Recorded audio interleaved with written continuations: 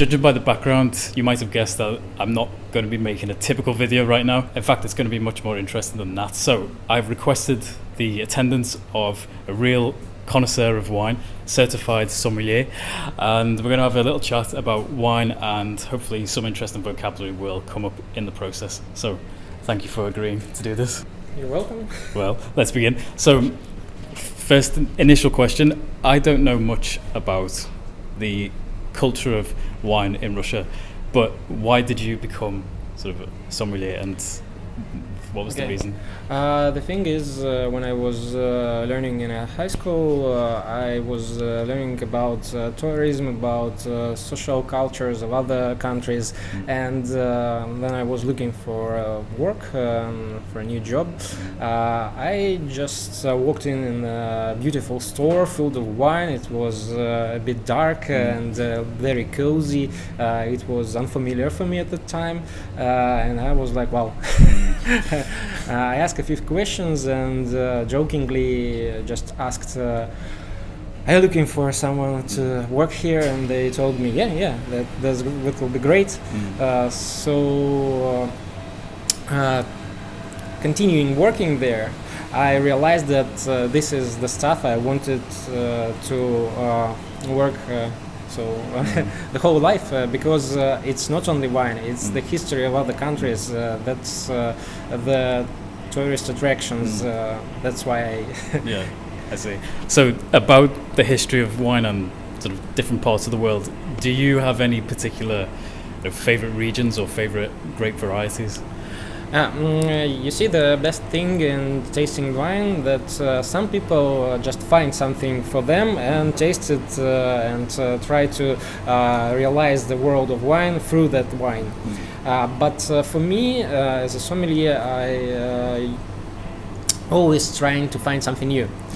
So there is a few wines that I like, but it's very different, very differ at time to time.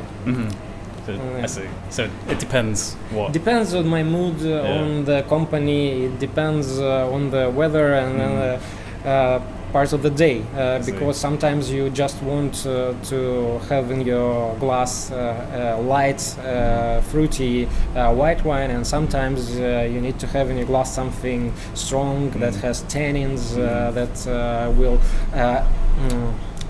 evaluate in your glass. So I see. So depends on the mood. Basically, yeah. Although I mean, I personally like usually autumn, winter. That's when I go to more red wines, because I like this sort of rich, sort of spicy thickness that you get in a red wine. Although during the summer, like most people, I'm more drawn to sort of Chardonnay, maybe something lighter, more crisp. I guess something like this. Yeah, that's the point. When there's warm outside, people want something light, something fruity, something floral, and when it's cold, we just want something to hug. Yeah, pretty much. So that's why we use red wines, and sometimes even Spain and Portugal wines, which has a lot of alcohol in it, because and they are sweet. Porto, sherry. Many people like it to drink in the cold weather. In the Russian winter, so obviously we can see behind us many wines. So do you know how many wines are in this place actually?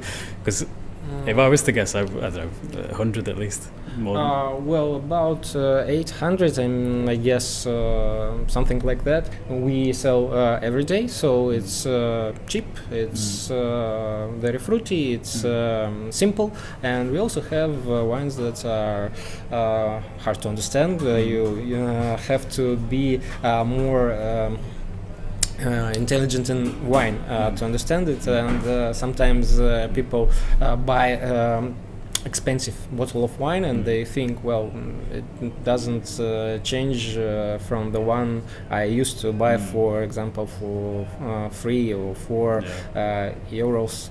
And the thing is, you have to taste a lot of wine and have to understand it. That's why you can't just buy pricey bottle and be like, oh my god, that's great, that's awesome. No, you have to a little bit evolve in your drinking. So it really is a skill to be able to appreciate a wine. Yes, the best thing is when I ask you, for example, what do you smell in wine? What will you answer? I probably wouldn't say specific ingredients. I would describe more general sense, like, I don't know, vanilla-y, buttery or something like this. That's the thing when you already are in the wine culture, but when you just drink it on occasions like your birthday or something else, you smell it and it says that tastes like wine. So the thing is, every different grape variety smell the different, and every wine bottle, considering how it's done, smell the different, because people say that every wine bottle must be stored in a big oak cask. That's not like it. Not many wines are stored in casks, and even the cask may vary. For example, one can be the new one, and the other can be the second refill. Once this cask contained the wine, they emptied it and refilled it. So every cask gives different aromas. That's why you need to taste different wine with a professional or someone who's already a connoisseur. Well, speaking about that, though, one concept that comes up a lot is, what the French call terroir. Could you briefly explain what that means in relation to how different conditions affect different grapes and therefore the flavor? Okay, for example, we're taking Cabernet Sauvignon. It's one of the famous grape variety.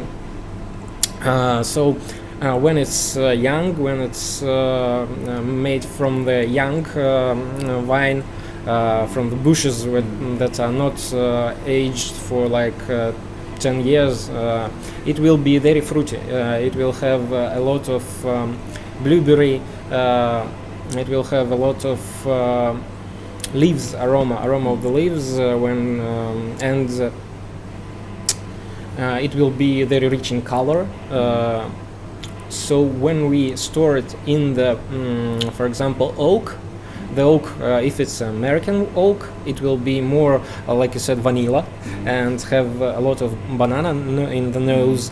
And if you store it in a French oak cask, and especially if it's more burnt, it has like really black texture, it will have a lot of cedar notes and a lot of clove in it, and also when you store the wine, it oxidates.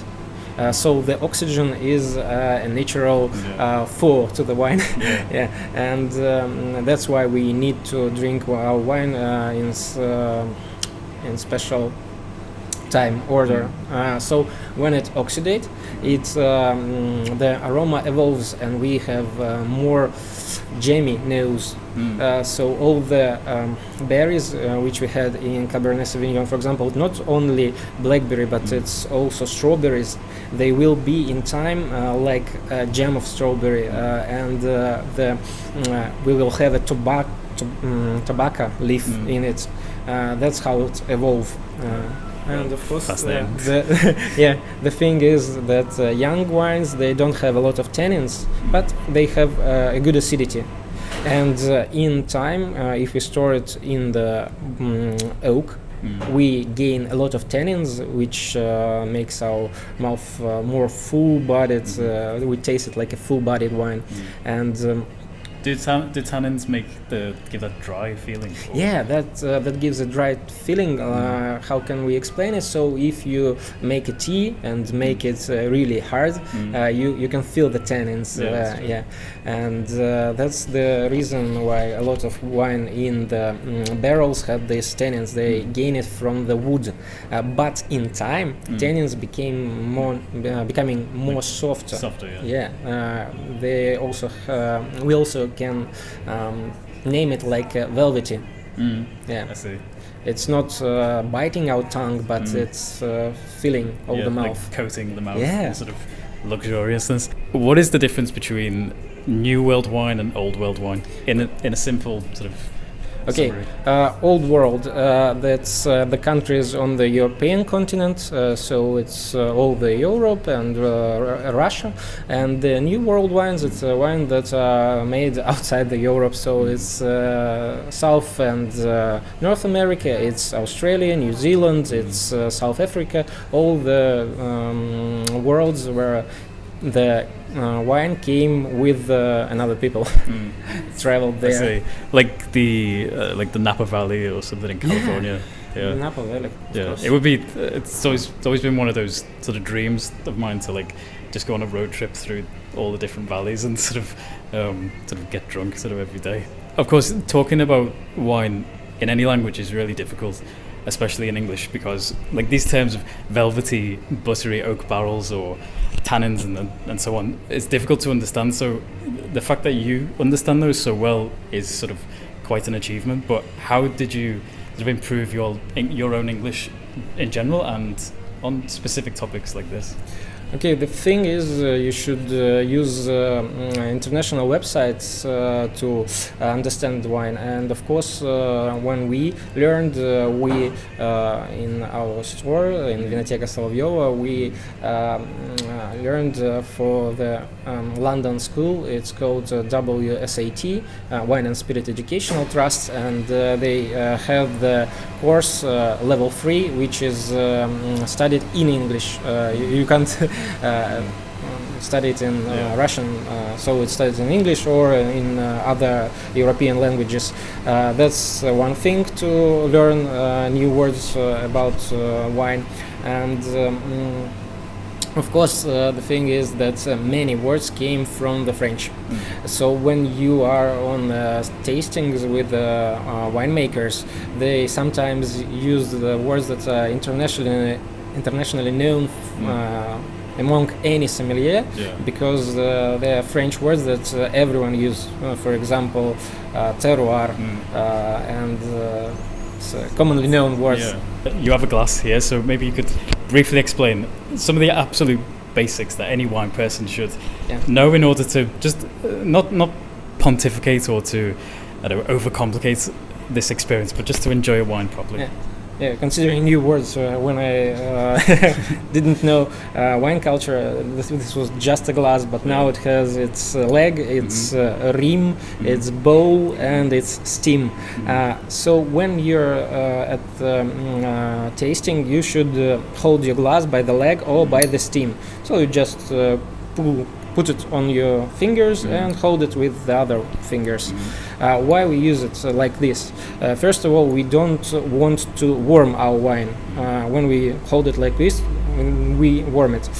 Second of all, the glass will be all the fingerprints will be over our bowl, and it's bad because we need to see the color of the wine. We need to see all the light coming through the wine, and of course it's easy to maintain glass when you're cleaning it, when it's only here finger stains. And we fill it like this, only one or the third, and when we swirl it, why we swirl it? We need our wine to oxidate, to breathe, and that's will give our wine a good aroma. When it came from the bottle, it's closed. It didn't breathe for a long time. So if we're drinking like a whole bottle between friends, should you, once you take out the cork, like leave it open so the air gets to the bottle, or should you put the cork back on to the bottle? The thing is, when you open the bottle and you want it to oxidate, to breathe, you need to pour it into the special wine vessel. Decanter. Decanter. It's a big wine, Mhm. these. Yeah. Yeah, it will oxidate there and breathe. But considering parties, just don't close it and Yeah. try not to spill the bottle. Yeah, I think that would be the main complaint. In that case, then, I think that's pretty much everything. Thank you very much for this conversation. I'm sure many people will enjoy it, and hopefully this will not be the last time we meet during the next year. So if you've enjoyed this clip, then I recommend you subscribe as usual, and there will be a full PDF transcript available, which you'll find in the description below, to really savour all these words and useful phrases which we use to talk about wine, and you will benefit by it, no doubt, in the long run.